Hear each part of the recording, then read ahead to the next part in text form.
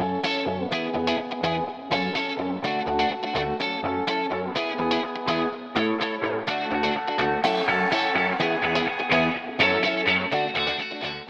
हमारे कलाकार का क्रिया जो इन दोनों ने किया, ये बहुत डिफिकल्ट है।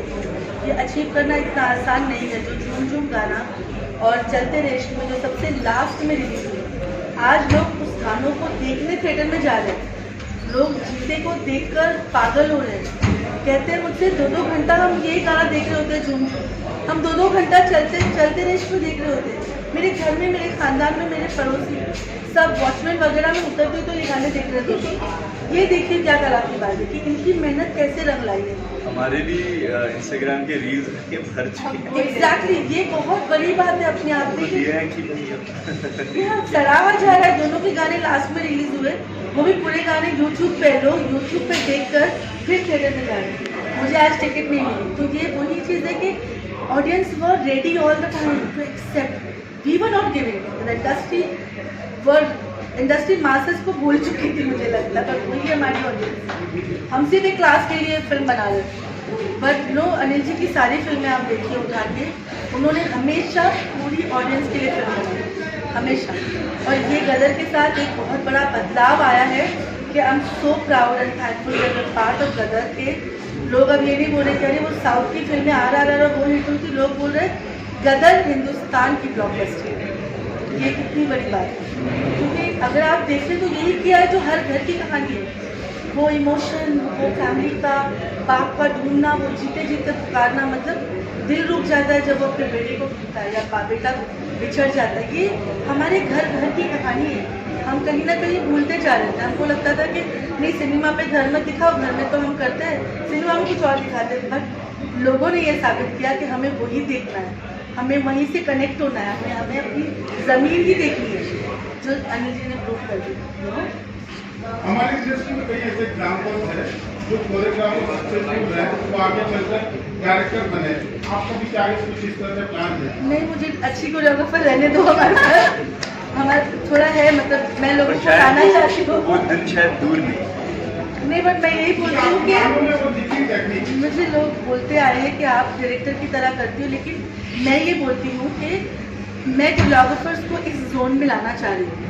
मैं एक इनिशिएटिव लेना चाह रही हूँ गदर के बाद कि मैं कोरियोग्राफर्स को कहना चाह रही हूँ कि please come and work this way, you know, let's make good film with our directors who trust us. Why we are not doing that, why we are not going towards that. मैं जितनों को कर पाऊँगी मैं definitely, क्योंकि अच्छे choreographer एक Raju Khan master जी थे जो गानों को अपने कैमरा एंगल्स के साथ इतना खूबसूरती से दर्शाते थे। आप शायद लोग जानते नहीं थे, मैं उनको फॉलो करती हूँ, Raju master ji. He is a brilliant, सबसे ज़्यादा अच्छे टेक्निकली स्ट्रॉन्ग कोरियोग्राफर जो थे वो राजू खान। आज भी वो करते हैं, लेकिन वो सामने नहीं आते, मैंने उनसे सीखा है। मैं चाहती हूँ हमारे और choreographers are very good, they should come and do this practice, let's enhance our profession also. तो अच्छे से कर रही हूँ तो करने दो मुझे अभी। ये मेरा सवाल आप तीनों से है,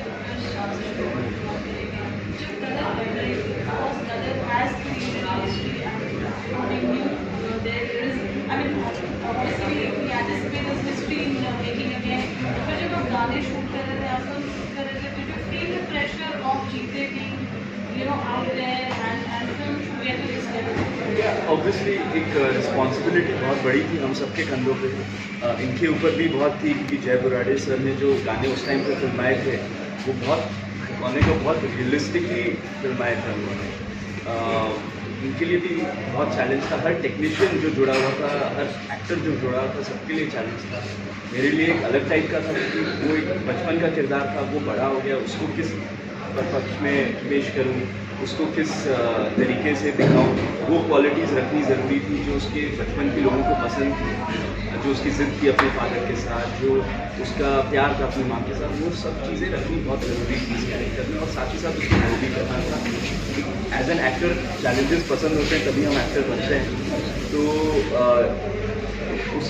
उसका पूरा आर्क ही है कि वो ना समझ सा नौजवान है और फिर वो पिक्चर के एंड में जवान बन जाता है, आर्मी का जवान बन जाता है। एंड आई थिंक एक इंटरेस्टिंग कैरेक्टर मुझे मिला करने को, और एक प्रेशर का एक ऐसा सिचुएशन बताता हूँ आपको। मैं निकला गड्डी लेके कर रहे थे, एंड ये एक्सक्लूसिव है आप सबके लिए। हाँ वो कर रहे थे। थे। अब उसके पहले जो पिक्चर में हमने नहीं दिखाया, उसके पहले कुछ बाइक स्टंट कर रहे थे तो उसकी रिहर्सल थी एंड स्टंट मैन से भी नहीं हो रहा था, तो मैंने कहा मैं कर लेता हूँ एंड केबल के सहारे वो करना था। तो वो गाना शूट करने के पहले था एंड नेक्स्ट डे से गाना था। हमने उस गाने की कम से कम 10-15 दिन जम के रिहर्सल की। और 4 शॉट कर चुके थे। हाँ तो हाँ 4 4 शॉट शॉट कर कर चुके चुके थे। तो उसके बाद क्या हुआ, वो स्टंट में कुछ केबल वालों का मिस कोऑर्डिनेशन हुआ, मेरा भी कुछ हुआ और सीधा मेरी टांग टूट गई। टांग टूट गई, इतने 100-200 डांसर आए हुए हैं एंड पालमपुर में शूट कर रहे हैं, 3 डिग्री नाइट शूट है और पूरी यूनिट सिर पे खड़ी है। अब क्या करें ऐसा, क्योंकि जो बहुत सारा डांस था उसमें गाने में और चीज़ें थी, तो पूरा स्पॉन्टेनियसली हमने इन्होंने रीकोरियोग्राफ किया पूरा गाना। अगर आप ध्यान से देखें पूरा एक टांग पे किया और लोगों को पता भी नहीं चलेगा ये। बिल्कुल बिल्कुल, मतलब मैं ये बोलना चाहूँगी कि इतने दर्द, इतना ज़्यादा तकलीफ की दर्द थी कि मुझे बोला गया कि इनको आराम करने दो। मुझे तो बोल दिया था बॉम्बे चले आप जाइए, चले जाओ, आप नहीं शूट कर आप आराम करो, ये नहीं कर सकता। लेकिन एक प्रेशर जो होता है ना प्रोड्यूसर में, वो अनिल जी ने मुझसे बुला के बात की और मैंने कहा कि ये कैसे करेगा, he is the one, he said मैं कर लूँगा। ये नेक्स्ट डे खड़ा हो गया कि मैं कर लूँगा मैं। तो उसके आई थिंक लेफ्ट पैर पे लगा, राइट पैर पे लगा था और राइट पैर ही हमारा फ्रंट फुट होता है डांस में। आप अगर बिगनिंग के 4 स्टेप देखोगे ये स्टेप के बाद, अब जाके आप अगर देखोगे तो आपको पता चलेगा कि after that he dance only on left. जो कोरियोग्राफी थी वो पूरे लेफ्ट पैर पे ही एंड ये डांस ऑन लेफ्ट पैर, राइट को रखना था and that was biggest challenge. और ये एक्सक्लूसिव दिया सबके लिए, एक्सक्लूसिव अभी तक बाहर नहीं आया था और वो चैलेंजेस थे ऑन द स्पॉट। हम यहाँ पे 15 दिन उस गाने की रिहर्सल कर दिए गए थे जिसमें जीते का बहुत सारा डांस था और उसके बाद जब सेट पे जाके ऐसा होता है, हमें हर सिचुएशन के लिए रेडी होना। हम 7 दिन कोल्ड वेव में काम कर रहे थे और उसमें ये सिचुएशन आए और उसको सबको, अगर ये खड़ा नहीं होता चीज़ तो मैं करूँगा तो शायद मैं भी नहीं कर पाऊँ। ही सेड मैम मैं करूँगा, मत करूँगा, मैं करूँगा। और उसके बाद भी never said no and he did. Sunny sir का जो पूरा डांसिंग है, याद है, he did the whole thing. Second day ही उसने वो डांस किया, सनी सर के साथ पूरा डांस करना, ये स्टेप करना। तो ये भी एक चैलेंज की बात है कि मंजे हुए कलाकार भी हार जाते हैं वहाँ पर। हिम्मत, टीम वर्क हर गाने में हमारे साथ हर गाने में कुछ ना कुछ हुआ है। लेकिन ये जो तुम प्रेशर की बात कर रहे थे, कि ये प्रेशर से ज़्यादा जिम्मेदारी कि जैसे नजीब भाई हमारे गाने में वो भी बोलते थे कि मैंने पहली फिल्म नहीं की लेकिन अभी मुझे बहुत सही करना है। ये ज़माना 22 साल बाद बहुत अलग दौर में है। फाइट मास्टर और जो हर किसी के ऊपर प्रेशर नहीं था, जिम्मेदारी ले रहे थे। तो मुझे याद है कि हर गाने के पहले मैं 3-4 रात सो नहीं पाती। मैं बिल्कुल ऐसे उठ के बैठ जाती थी कि नहीं मुझे कुछ और क्रिएट करना है और मैं अपने ख्यालात को रिकॉर्ड करना चालू करती थी। मैं रिकॉर्ड करती थी और अपने असिस्टेंट को भेजती थी, इसको लिखे रखती। तो प्रेशर था, मुझे प्रूव करना था अपने आप को कि मैं सेंसिबली क्या करना चाह रही थी इतने साल तक। ये गदर में मैंने अपने आप को। और दूसरा जय मास्टर जी, उन्होंने इतने हर गाने किए, इतने खूबसूरती से पिक्चराइज किए कि लोगों के दिमाग में वो छाप बैठी। अगर मैं कहीं गलत जाती वो गलत हो जाता, मैं गलत करना चाहती नहीं। मैं वैसे भी जो रिक्रिएटेड गाने होते हैं मैं हाथ कभी लगाती हूँ उनको नॉर्मली जब मैं उसके साथ इंसाफ करती हूँ। मुझे बहुत दुख होता है, तकलीफ होती है जब कोई ऐसे क्लासिक गानों को ख़राब कर देती है। और मेरे पास तो सामने ये पूरी फिल्म है, हर एक गाना वो मुझे हमारे कावा हो, उसकी 2 सैड वर्जन हमने किए, वो भी एक चैलेंज था जिस जगह हमने शूट किया। मतलब जीते वो जो सैड वर्जन है जो आप लोगों ने देखा होगा जिसके अंदर छुपा हुआ है, ये जब निकल के जिस दीवार के नीचे से आ रहा है वहाँ पर सांप के ज़्यादा तो कोई नहीं कर पाता, सब डर जाते थे क्योंकि जैसे ही हम जाते थे ऊपर सांप ऐसे पूरी दीवार के अंदर सांप होती थी और इसको नीचे से निकलना है, रिटेक करना। और ये अकेला उस तरफ है जो बिल्कुल खाई है, वो एरिया ऐसा था कि अकेला कोई खड़ा नहीं हो सकता। And he is there, the entire crew is outside, एक बड़ी सी दीवार के इस तरह। और मैं सोचती रहती कि मैं ये अकेला है यहाँ पे, ये अकेला, जल्दी करो जल्दी करो जल्दी करो, वो अकेला खड़ा है, जल्दी करो। और वो 1 2 3 4 के बाद उसको उस दीवार के नीचे से आना है, और वो भी ये हाथ रख के आता था। मैं पूरी हाथ मत रख उस पर सांप नहीं मैम, वो परफॉर्मेंस में आ रहा है, ये फील के बगैर नहीं कर सकता, क्योंकि वो हाथ रख रहा है शर्जील में ऐसी अपने दिल को थाम के बैठी होती थी। अनिल जी बोलते थे और अनिल जी खुद सोच रहे उसको बोल हाथ मत रख, उसको बोल हाथ मत रख, ये बोलते मैम वो परफॉर्मेंस में आ रहा है मैम मैं कर रहा हूँ। और वो 3 टेक के बाद वो शॉट पूरा हुआ और जाने जाना ही। ऐसी कई चीज़ें हमने हर गाने में एक नई कहानी थी। पूरे 50 डिग्रीज लखनऊ के हीट वेव में चलते रेश्क में फिल्म हुआ है। मैं तो मजाक में कहता था कि इसको नंगे पैर डांस करवाएंगे। हाँ वही हुआ गया। ये जो चलते रेश्क में जो गाना है उसकी एक ऑथेंटिकली, वो ऑथेंटिक क्यों दिखता है उसकी एक खास वजह भी मैं बताना चाहती हूँ कि आप पीछे जो डांसर देख रहे होते हैं play a very important role in any song.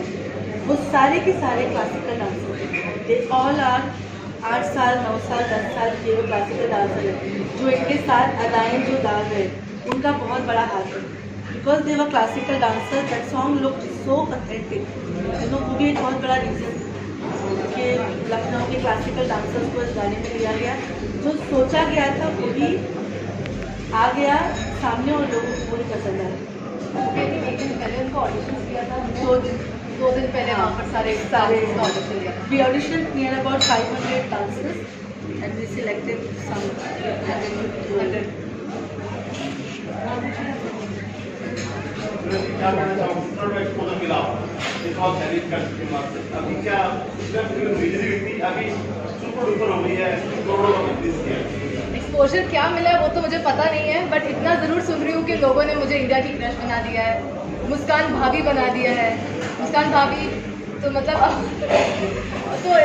अब जहाँ भी जा रही हूँ, जहाँ भी देख रही हूँ चलते रेश्क में दिल झूम झूम बज रहा है, और हर जगह ग्राउंड लेवल पे जो नहीं भी जानते वो गदर की ही बातें कर रहे हैं।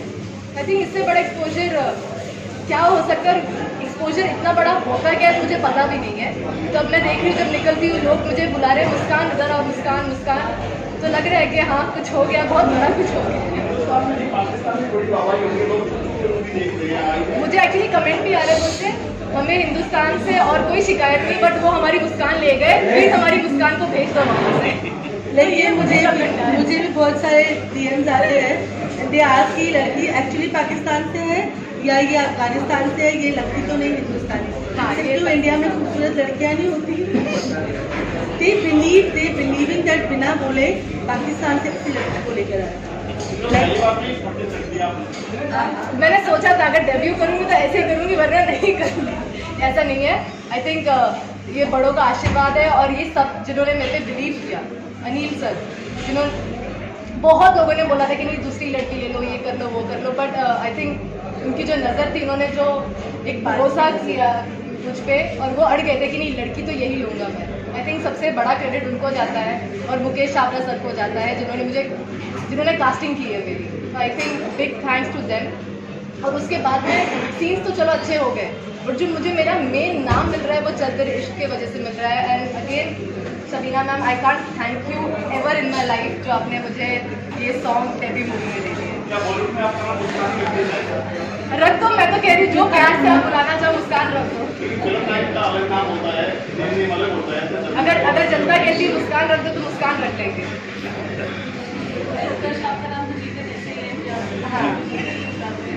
हाँ तो सिनोनिमस हो गया, बट वो देखिए जनता का प्यार है, अलग अलग किरदार तो करते रहने हैं लाइफ में, और भी किरदार ऐसे करेंगे जिनसे आपको प्यार मिल जाए। तो बस यही कामना है, और अच्छे कोरियोग्राफर हमारे साथ जुड़े रहे तो अच्छे गाने भी करते रहें।